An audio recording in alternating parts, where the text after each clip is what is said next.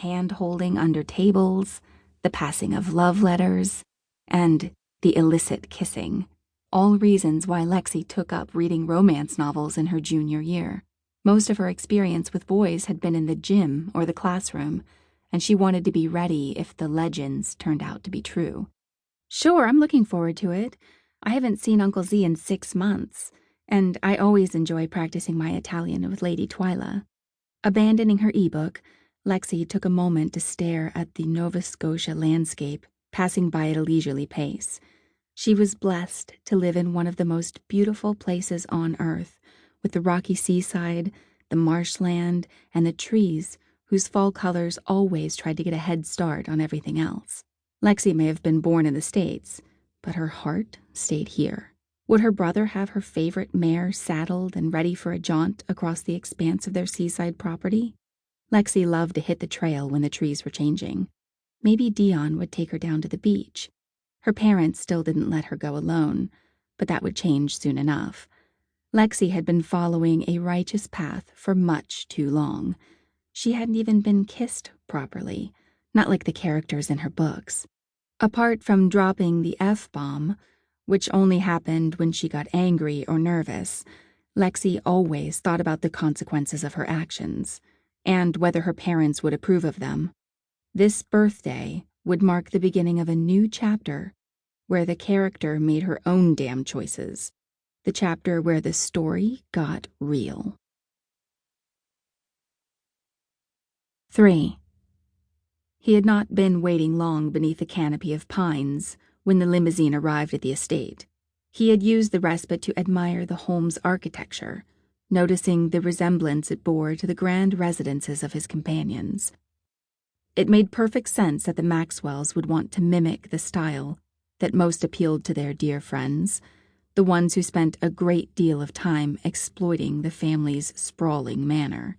Despite being counted among the circle, he had never been formally invited, although he was not forbidden from taking advantage of the estate and all it had to offer, the stable, the ocean, the waitstaff at his beck and call.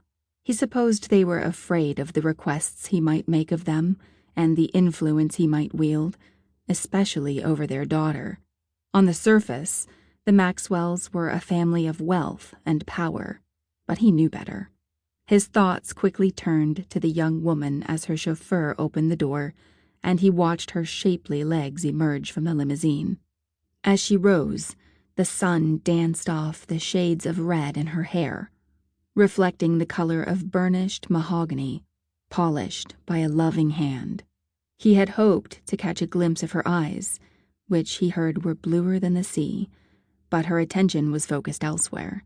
Planting her feet firmly onto the pebbled drive, she flung her bag over her shoulder and strode toward the entrance with lithesome grace. The command she held over her body gave him pause, and he entertained the possibility she might pose a challenge to him. He loved challenges. 4. "Hey, brat, you want to saddle up the horses and take them for a spin?" The minute Lexi stepped out of the limo, Dion swung the front door open and yelled at her.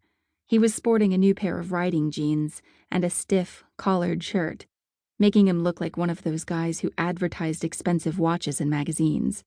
Her brother had always been a stickler for proper form, which carried into his life as a corporate slave. It probably drove his coworkers crazy. But Lexi wasn't annoyed by his behavior in the least. She was exactly like him in that respect.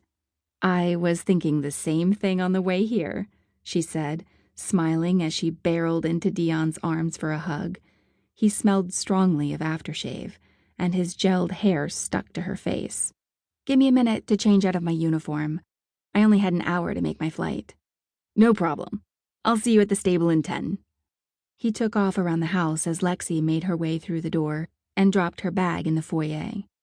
The intoxicating scents of vanilla and melted Parmesan cheese wafted from the kitchen, and Lexi imagined Chef Pastille and his minions whipping up her favorites, vanilla fudge and artichoke dip.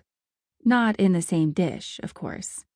Since the protein bar she'd eaten at the airport was still doing its job, she curbed her temptation to detour to the